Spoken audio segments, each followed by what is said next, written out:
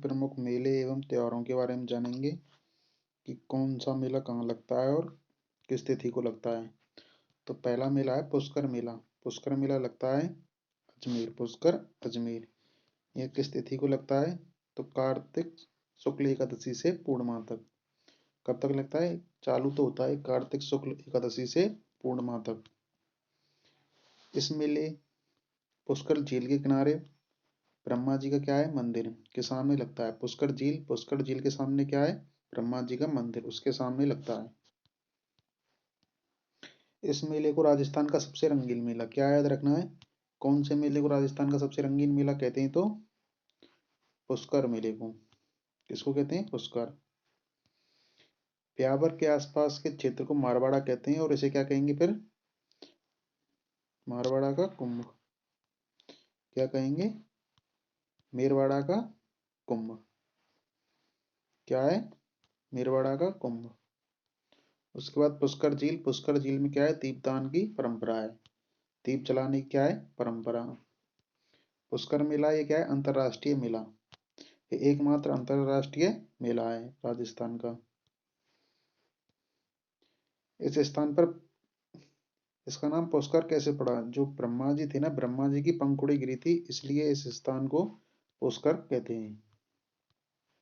फिर दूसरा मेला आता है कपिल धारा का मेला, जो कहाँ लगता है? सीतावाड़ी बारा। कपिल धारा का मेला कहाँ लगता है? सीतावाड़ी बारा। किस तिथि को लगता है? तो कार्तिक पूर्णिमा। कौन सी जनजाति से संबंधित है? तो शहरीय जनजाति के लोग सर्वाधिक आते हैं, इसलिए इसे शहरी जनजाति का कुंभ कहते हैं। किसको? कपिल धारा का मेला, सीतावाड़ी बारा, शहरी जनजाति, कार्तिक पूर्णिमा, ये याद रखना है इसमें। और क्या है?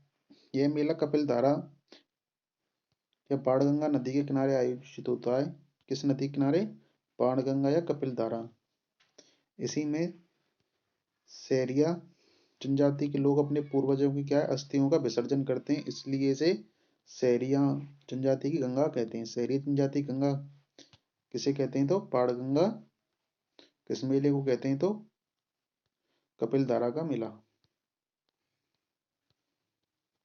इसके बाद आज चंद्रभागा। चंद्रभागा मेला लगता है झालरापाटन, झालावाड़।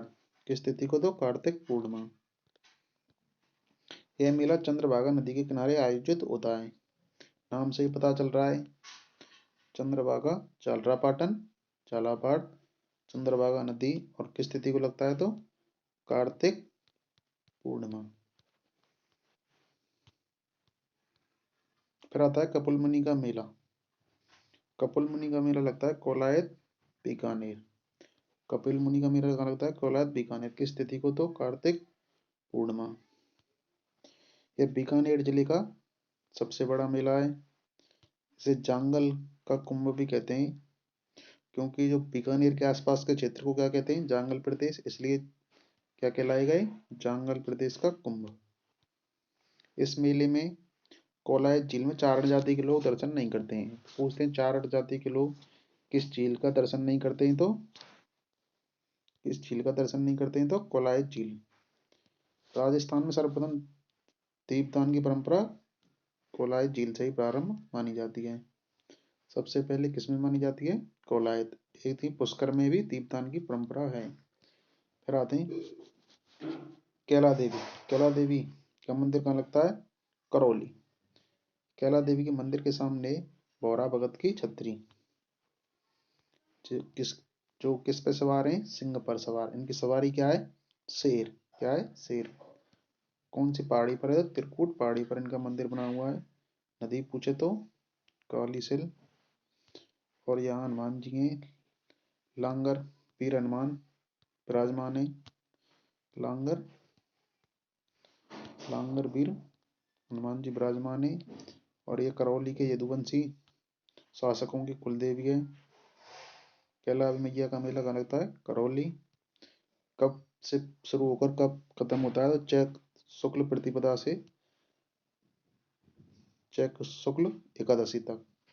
तो चैत्र का महीना शुक्ल प्रतिपदा से एकादशी तक। इसे लक्की मेला भी कहते हैं। कौन सा गीत प्रसिद्ध है? तो कैला देवी की लंगुरिया जी। कौन से जिले में? तो पूछते हैं लंगूरिया गीत किस जिले का प्रसिद्ध है? तो करौली। कौन से जिले का? करौली जिले का। फिर आते हैं महावीर जी। महावीर जी का मेला कहाँ लगता है?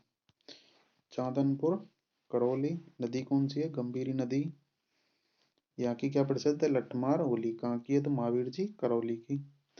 मेले का प्रारंभ होता है चैत्र शुक्ल त्रयोदशी से वैशाख कृष्ण तृतीया तक। चैत्र शुक्ल त्रयोदशी से वैशाख कृष्ण तृतीया तक। फिर आता है गणगौर। गणगौर कब आती है? चैत्र शुक्ल तृतीया। गणगौर आती है चैत्र माह में। चैत्र शुक्ल तृतीया। गणगौर किनका त्योहार है? तो महिलाओं का। गणगौर गणगौर में किसकी पूजा की जाती है? तो शिव और पार्वती के अखंड प्रेम का प्रतीक है। गण तो कहते हैं शिव को, और गौर किसे कहते हैं? पार्वती को। कुछ गणगौर हैं जो प्रसिद्ध हैं। साई गणगौर की सवारी जयपुर की है, जो चैत्र शुक्ल तृतीया को मनाई जाती है। गुलाबी गणगौर नाथद्वारा की हैं, जो चैत्र शुक्ल चतुर्थी को मनाई जाती है। और गींगा गणगौर उदयपुर की हैं, जो चैत्र शुक्ल अष्टमी को मनाई जाती हैं। और पूछते हैं बिना ईसर की सवारी कहाँ निकाली जाती है? बिना गवर की सवारी? तो आता है जैसलमेर। बिना गवर पूछे, कि केवल गवर की सवारी पूछे, या बिना ईसर की सवारी पूछे, तो जैसलमेर। फिर आती है फिर आती है तीज। तीज कब आती है? श्रावण शुक्ल तृतीया। छोटी तीज कब आती है? श्रावण शुक्ल। तीज की सवारी कहाँ की प्रसिद्ध है? तो जयपुर। पूछते हैं तीज की सवारी कहाँ की प्रसिद्ध है? तो जयपुर। सावन की तीज।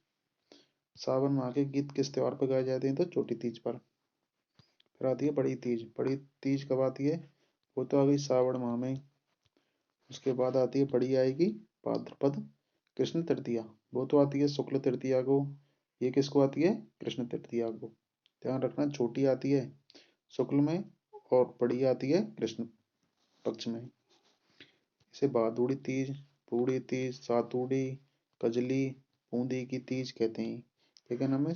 भादुड़ी, बूंदी, सातुड़ी, कजली और बूंदी की तीज कहते हैं। कजली तीज का मेला कहाँ लगता है? तो बूंदी। बड़ी तीज पूछ ले, कजली तीज पूछ ले, तो कहाँ बताना है? बूंदी। बूंदी में मेला लगता है। आज महाराणा प्रताप की जयंती है, तो महाराणा प्रताप की जयंती आती है ज्येष्ठ शुक्ल तृतीया। इनका जन्म हुआ था 9 मई 1540। ये 9 मई है, गलती से 19 मई लग गया है।